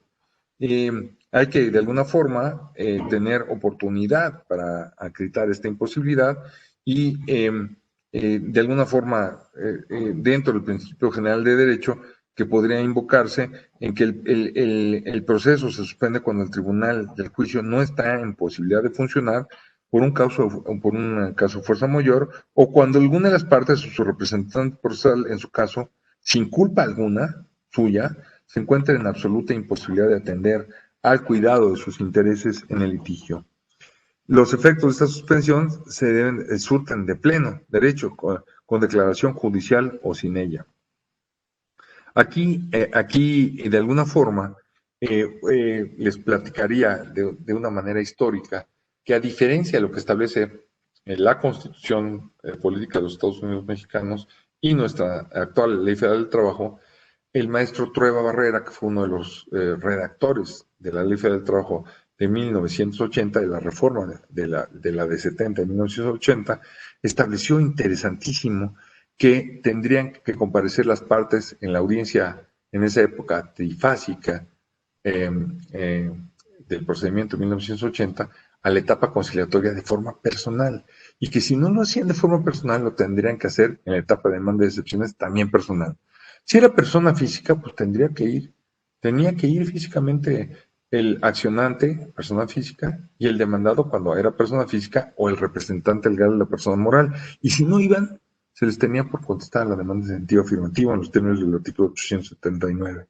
Esto fue, de alguna forma, desarmado por una decisión de la Suprema Corte de Justicia de la Nación, en la que, protegiendo los intereses económicos de Petróleos Mexicanos y de otras empresas de participación estatal u organismos descentralizados, no tenían oportunidad de cumplir, o no lo hacían inteligentemente, de acudir a través de la representación legal a esta etapa, cuando se trataba de sociedades, y les tuvieron muchas demandas de contestancia en sentido afirmativo, hasta que la Suprema Corte de Justicia consideró que, que el apoderado, que podía lo más, podía lo menos, y entonces podía atender sin necesidad de esta comparecencia, que la ley en ese momento, el artículo 876, fracción primera, ordenaba que sucediera sin la presencia de abogados o apoderados, de alguna forma poniendo en una situación dispar a las partes.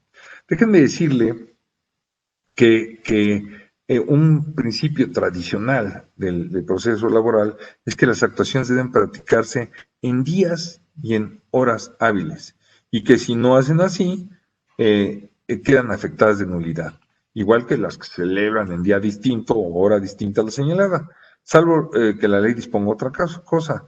Y además, como lo señala el artículo 74 de la Ley Federal del Trabajo, hoy en día sí hay una solución de lo que es día hábil.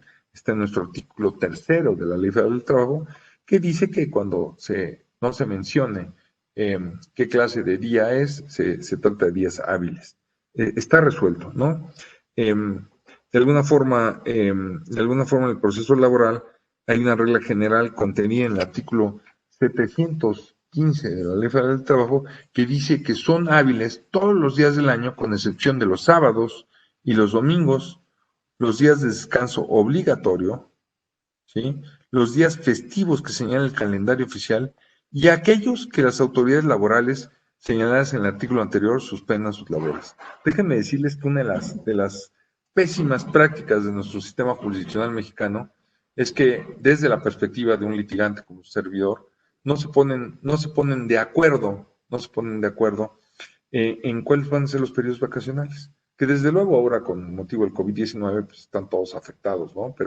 Pero en términos generales, hagan de cuenta que cuando uno tiene la oportunidad de litigar en toda la República, pues todos los juzgadores o todos los tribunales o todas las juntas o todos los tribunales locales de arbitraje o el Tribunal Federal y los mismos,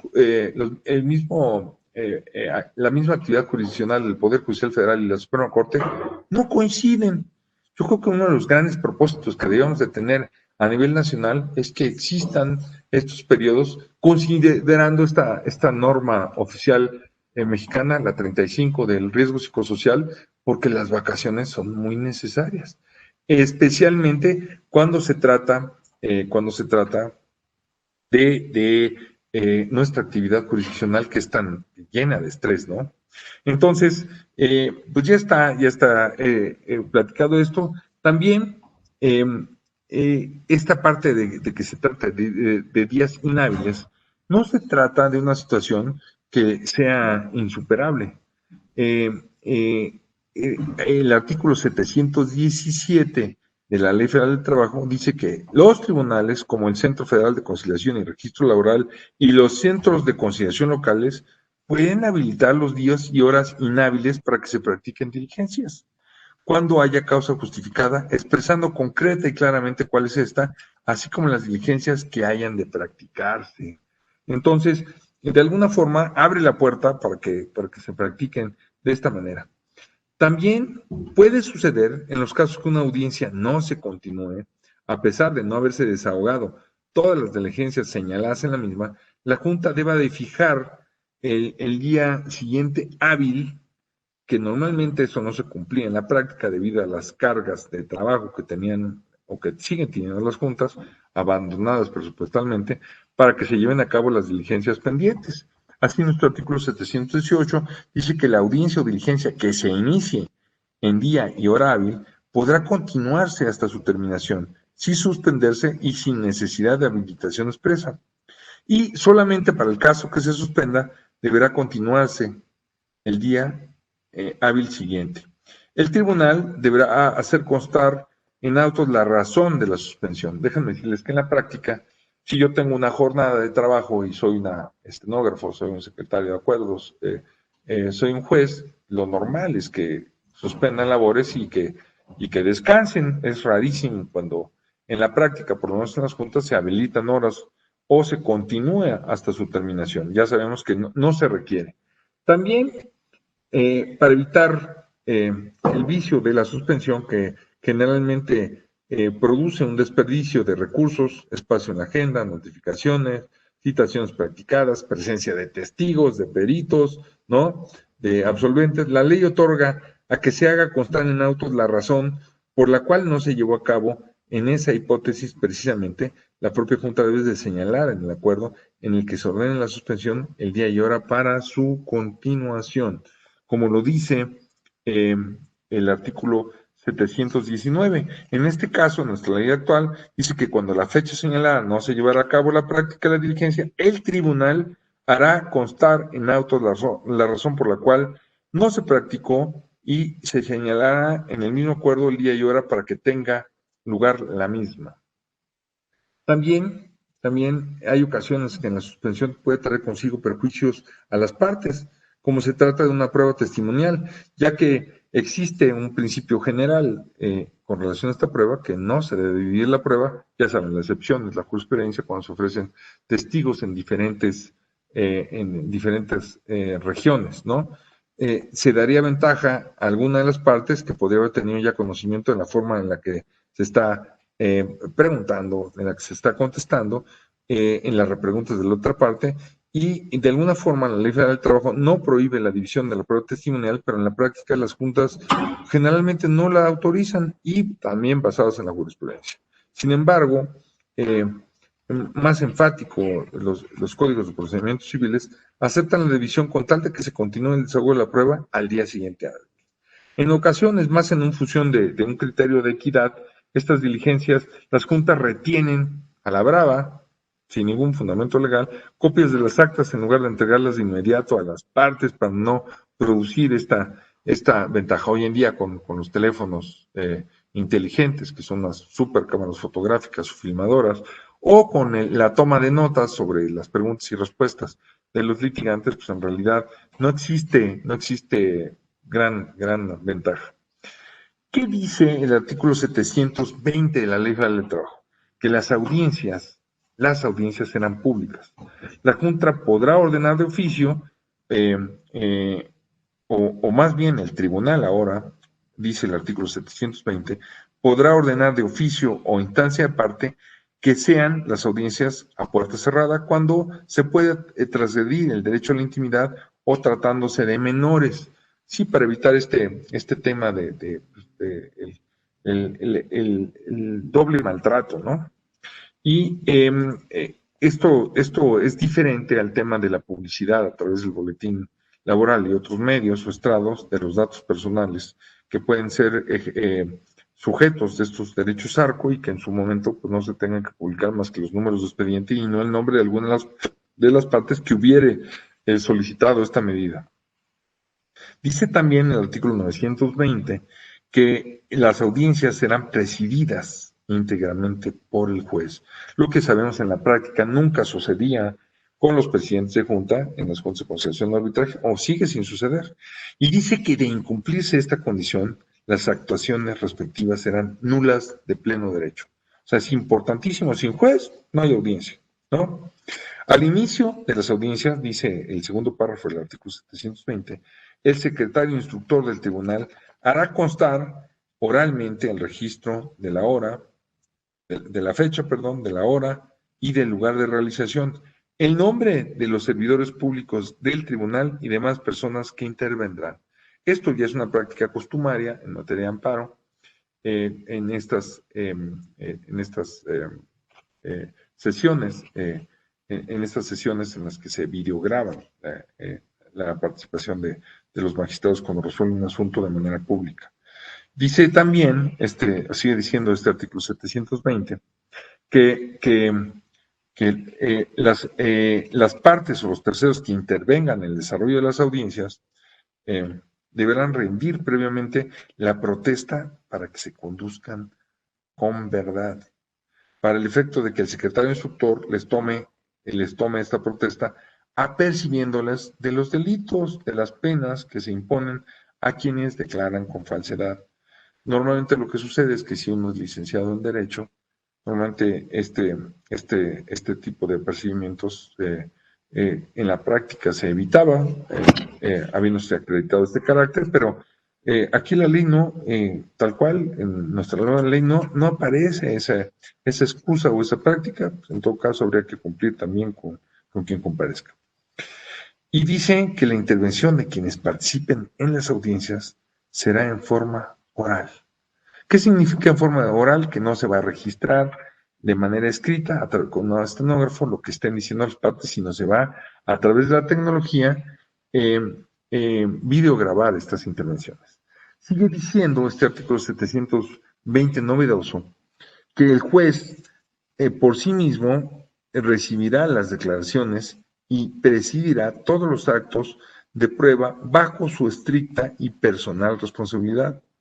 Ordenará la práctica de pruebas, dirigirá el debate. Aquí va a haber un cambio de paradigma en el que los litigantes tendrán que aprender técnicas de litigación oral, que son distintas a como se venía litigando. Yo sé que muchos de ustedes tienen esa experiencia por haber practicado algunas otras materias, como la materia civil, la materia mercantil, el nuevo procedimiento penal, y que tienen desarrolladas estas tablas para los laboralistas, como un servidor. Es algo novedoso que estamos en proceso de aprendizaje. Exigirá el cumplimiento de las formalidades que correspondan, moderará la discusión, impedirá lo que no sucede en la práctica o en las juntas, que las alegaciones se desvían hacia aspectos no pertinentes o inadmisibles para que hagan tiempo, ya saben, ¿no? Y podrá limitar el tiempo y número de ocasiones que intervengan los interesados con base en dos criterios, de equidad y de agilidad procesal. También el juez en este proceso va a determinar el inicio y la conclusión de cada una de las etapas de la audiencia, por lo que se tendrán por precluidos los derechos procesales que debieron ejercerse en cada una de ellas, como antes sucedía de manera escrita. Una vez que los testigos, peritos o partes concluyan su intervención, a petición de ellos podrán retirarse del tribunal cuando el juez lo autorice. Al terminar las audiencias se levantará un acta que deberá contener cuando menos el lugar, la fecha y el expediente al que corresponda, el nombre de quienes intervienen y la constancia de la inexistencia de los que debieron o pudieron estar presentes, donde se deberá de indicar la causa de esa ausencia si se conoce. También una relación sucinta del desarrollo de la audiencia, desde luego la firma del juez y del secretario instructor. Interesante, ¿no? En lugar de proporcionarnos esta información en un disco, en un USB, a través de un correo electrónico, nos la dan físicamente, ¿no? Como que en esta parte, pues vamos a seguir gastando en papel, ¿no? El secretario instructor deberá certificar el medio en donde se encuentra registrada la audiencia respectiva, identificar dicho medio con el número de expediente y tomar las medidas necesarias para evitar que pueda ser alterado. Ustedes saben que nosotros podemos confiar en las personas, pero en la tecnología, y estoy bromeando con mi computadora ahorita porque se está portando muy bien, la verdad es que de repente nos falla, ¿no? Pregúntenle a todos los expositores en este medio cuando no les ha fallado la luz, el internet, la propia computadora, ¿no? Que se queda sin batería en un descuido, ¿no? Las partes, una de las cosas que pueden hacer es solicitar copia simple o certificada de las actas o copia en medio electrónico de los registros que obren el procedimiento. O puedo solicitar copia de las actuaciones que fueron orales, ¿verdad? La conservación y resguardo de los registros estará a cargo del tribunal que los haya generado, los que deberán contar con el respaldo necesario. Nosotros ya sabemos que esta información puede viciarse, puede dañarse, y que lo que hay que hacer, ¿a quién no le ha pasado que de repente después del desahogo de una testimonial de varias horas, de repente hay una interrupción de la energía eléctrica y se borre todo, ¿no? Y eso es parte de las cosas que se tienen que abordar con un presupuesto suficiente para que funcione adecuadamente esta parte tecnológica. Y dice que se debe de contar con el respaldo necesario y que se certifique en los términos de este artículo. El juez va a ser un conductor importantísimo de estas actuaciones, contará con las facultades disciplinarias más amplias para mantener el orden durante el debate y durante las audiencias, para lo cual podrá ejercer el poder de mando de la fuerza pública e imponer indistintamente las correcciones disciplinarias a que se refiere el artículo 729 de esta ley. Todas las actuaciones, dice nuestro artículo 721, deberán ser autorizadas por el juez, con excepción de las diligencias encomendadas a otros funcionarios, que ya sabemos que son los ejecutores y notificadores, o el secretario que lo auxilia en la etapa previa a la de juicio. Dice que para producir fe, las audiencias se registrarán por medios electrónicos o por cualquier otro idóneo que a juicio del juez permita garantizar la fidelidad e integridad de la información, la conservación y reproducción de su contenido y el acceso a los mismos a quienes, de acuerdo a la ley, tuvieran acceso a ella. Dice que la certificación de actas que se lleven a través del sistema digital del tribunal deberá realizarse por el funcionario judicial competente, ¿sí? No se deben de inventar certificaciones, ni por funcionarios que no tengan facultades. Las declaraciones que rindan las partes, sus apoderados o cualquier persona ante el tribunal deberán hacerse o las harán bajo protesta de decir verdad y bajo el apercibimiento de las penas en que incurren si declaran falsamente ante autoridad. Este es el requisito de la protesta bajo decir verdad para poder vincular penalmente a un falso declarante. Las declaraciones, como les comentaba, de peritos en derecho serán rendidas bajo protesta de decir verdad sin que se requiera ningún apercibimiento. Los que somos peritos en derecho no necesitamos, esto está en el segundo párrafo de nuestro artículo 722 de la Ley Federal del Trabajo, que mantiene este precepto que ya estaba en la Ley Federal del Trabajo anterior. Dice que el artículo 723 que el tribunal, conforme a lo establecido en la ley, está obligado a expedir a la parte solicitante copia certificada de cualquier documento o constancia que obre en el expediente. También deberá certificar la copia fotostática que exhiban las partes de algún documento o constancia que aparezca en autos, previo cotejo que se haga con el original. El tribunal también podrá acordar la creación, divulgación y utilización de herramientas tecnológicas en las que se incluyan sistemas necesarios para la consulta y actuación de las partes en los procedimientos establecidos en el título 14 de la Ley Federal del Trabajo. También, como lo decía la ley anterior, podrá acordar que los expedientes concluidos de manera definitiva sean dados de baja, previa certificación de la microfilmación de los mismos o de su conservación a través de cualquier otro procedimiento técnico-científico que permita su consulta. Esta parte es sumamente interesante porque Aquí se permite dar certeza y que no hay una destrucción que impida después el acceso a la información, como sucede con otros poderes.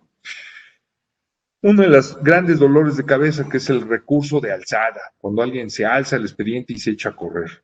Dice el artículo 725 reformado, que en el 1 de mayo, que en caso de extravío o desaparición del expediente o de alguna constancia del expediente, el secretario, previo informe del archivista, certificará la existencia anterior y la falta posterior del expediente o de las actuaciones del tribunal.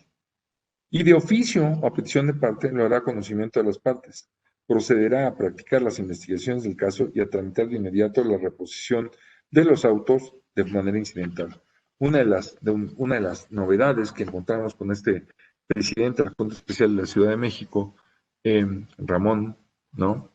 Que no era vamos a decir que parte de nuestro sistema, aunque sí tenía algunos antecedentes y había sido profesor de un semestre en materia de trabajo, lo que sí tenía era un problem solver, era un cambiador de paradigmas. Como no era del sistema, de alguna forma provocó que la Junta Local de Ciudad de México instalara un sistema con un bajo costo en el que se escanearan todos los expedientes, de tal forma que su reposición se volvía mucho más fácil, mucho más accesible e impedía que el litigio de los juzgadores de las partes estuviera en manos de estos personajes que, no todos, ¿verdad? Porque hay gente muy valiosa y muy decente, que los archivistas de repente escondieran o desaparecieran, o cualquier otra persona, ¿no? No necesariamente ellos, ¿no? Dice que el tribunal, en caso en caso de extravío, el tribunal debe señalar dentro de las 72 horas, fíjense los plazos, día y hora para que tenga una audiencia en la que las partes deberán aportar todos los elementos, constancias y copias que obren en su poder. En alguna anécdota nos pasó en algún asunto en el que se certificó que constaban unas pruebas en el expediente y resultó que nunca se habían ofrecido así. Entonces aparecía como si se hubieran extraviado para los ojos de un tribunal colegiado y tuvimos tal cual que manifestar que había sido un error del acuerdo de la Junta y se regularizó el procedimiento y se hizo constar que no había extravío. Pero por lo regular, cuando se hace constar es que sí lo hay. El tribunal podrá ordenar que se practiquen aquellas actuaciones y diligencias necesarias para reponer los autos, teniendo en cuenta lo dispuesto por el artículo 724 de la Ley Federal del Trabajo, que ya saben, dice que el tribunal podrá acordar la creación y divulgación utilizando herramientas tecnológicas. Dice que el tribunal de oficio, no a solicitud de parte, debe hacer una denuncia ante el Ministerio Público competente por la desaparición del expediente o actuación, acompañando copias de las actas y más diligencias practicadas por dicho motivo. Eso es importante. Yo creo que tenemos que tener un cambio de paradigma y ningún litigante ni ninguna parte del tribunal incurrir en estas prácticas tan deleznables. De alguna forma, tenemos que ser vamos a decir, íntegros en este procedimiento. Dice el artículo 728 que tanto los jueces a cargo de los tribunales como los titulares de los centros de conciliación y organismos descentralizados encargados de la conciliación en materia federal, que es el Centro Federal de Conciliación y Registro Laboral, el registro de todos los contratos colectivos y de las organizaciones sindicales podrán imponer correcciones disciplinarias para mantener el buen orden en el desarrollo de las audiencias o diligencias, imaginen los recuentos, y exigir que se les guarde el respeto y la debida consideración. También, ¿cuáles son las medidas, medidas disciplinarias que tiene el juzgador en la actualidad? Como siempre, la amonestación, la multa que no puede exceder 100 veces la unidad de medida de actualización y dice que tratándose de trabajadores no puede exceder del importe de su jornal de salario en un día y para los efectos de este artículo no se considera trabajadores a los apoderados. Los apoderados, a eso hay que darles duro, ¿verdad? Sobre todo cuando se portan mal o son léperos. También se les puede expulsar del local del tribunal. La persona que se resista a cumplir la orden será desalojada con el auxilio de la fuerza pública. Como charola lo van a hacer. Por eso a veces va a ser necesario que haya varios apoderados por si existe algún abuso de esta facultad, que esperemos que sea una facultad utilizada solamente en casos extremos. Cuando los hechos que motiven la imposición de una corrección disciplinaria pueda constituir la comisión de un delito, el tribunal debe levantar acta circunstanciada y turnar al MP, al Ministerio Público, para los efectos correspondientes. Dice nuestra ley que el juez puede emplear cualquiera de los medios de apremio necesarios para que las personas que concurran a las audiencias en donde su presencia sea indispensable o para asegurar el cumplimiento de sus resoluciones. Sí, esta parte donde pueden pedir a otras autoridades la ejecución y la presentación de partes. Los medios de apremio que se pueden emplear, que es una multa que no puede exceder de 200 veces la unidad de medida de actualización en el momento en el que se cometió el desacato. Tratándose de trabajadores, la multa no puede excedir el importe de un día de salario para efectos de este artículo 731. Y no se considera a trabajadores, a los apoderados que defiendan a los trabajadores, ni a los funcionarios públicos que incumplan o que sean omisios con un requerimiento u orden judicial. También se puede presentar con auxilio de la fuerza pública a quienes de alguna forma no quieran acudir, peritos, ratificantes, absolventes, testigos, y también, muy interesante, se les puede arrestar hasta por 36 horas. Una de las cosas que sucede cuando se ponen estas es que provocan que de alguna forma las partes se eduquen. Nosotros los mexicanos tenemos una cultura muy baja de la legalidad y generalmente como que no somos respetuosos de estas normas.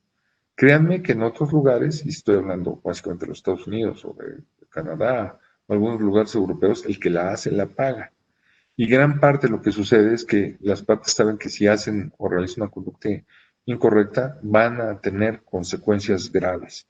Aquí la parte es realmente que quien sea juzgador pueda emplear toda esta espada de la diosa Temis para cumplir con sus determinaciones y adquirir respeto frente a las partes y terceros. Dice, por último, que las correcciones disciplinarias y medios de premio se deben imponer de plano, sin sustanciación alguna, y deben estar fundadas y motivadas. Y como ya vimos, estas disposiciones pueden ser impugnadas en los términos de esta ley a través del recurso de reconsideración. Entonces, hasta aquí llega mi exposición. Desde luego, como siempre, les agradezco muchísimo su atención y me pongo a sus completas órdenes para efectos de que ustedes tengan acceso a las exposiciones que preparé para esta plática y de alguna forma que pues, les deseo sinceramente el mayor de los éxitos y que espero que esta oportunidad haya sido de su utilidad y nos vemos próximamente para ver un tema interesantísimo que es el procedimiento de ejecución, que les adelanto, vamos a ver que hubo una regresión para hacer ejecutivos. Por último, fíjense que en materia laboral, quiero tocar este tema, en materia laboral existe la posibilidad de pedir también como una especie de medida precautoria que hoy en día, frente a las juntas de conciliación y arbitraje y ofrecida como prueba por cualquiera de las partes, especialmente por la parte trabajadora, se pida informes a autoridades. ¿Con qué propósito? Pues básicamente el esclarecimiento de la verdad. Y dentro de estas medidas se pueden pedir exactamente el estatus financiero de los demandados para que los laudos puedan ser ejecutados. Vamos a ver que es una jurisprudencia que no ha sido revocada, que está vigente, que si acudimos a la ley de amparo, si no está revocada, será obligatoria para el Poder Judicial y que permite de una manera eficaz se cumplan las sentencias definitivas, condenatorias que se dicten en materia de trabajo. Para evitar este grupo de litigantes que una de sus actividades principales es tratar de evitar o de evadir la justicia en esta segunda parte. Y que como juzgadores y litigantes tenemos que cambiar de paradigma para darle de esta parte donde las juntas pues no gozaban de esta autonomía, pues darle todo el respeto que se merece el Poder Judicial en la nueva tramitación de los juicios laborales. Con mucho gusto les voy a acompañar junto con las oposiciones esta tesis en contradicción que se refiere a estas facultades y que desde mi perspectiva, aún con el cambio legal, permanece vigente. Y sí les voy a hablar cómo de alguna forma se desarmó a los juzgadores con algunas posibilidades de investigación para ver que se cumplan cuando sabemos que gran parte de la información financiera que luego sirve para ejecutar los laudos, pues no está a la mano y no es accesible para las partes comunes y corrientes. Pues agradeciendo su atención, me despido de ustedes y los veo con muchísimo gusto próximamente en una nueva sesión, que tiene que ver con el procedimiento de ejecución y remate. Muchas gracias y hasta luego.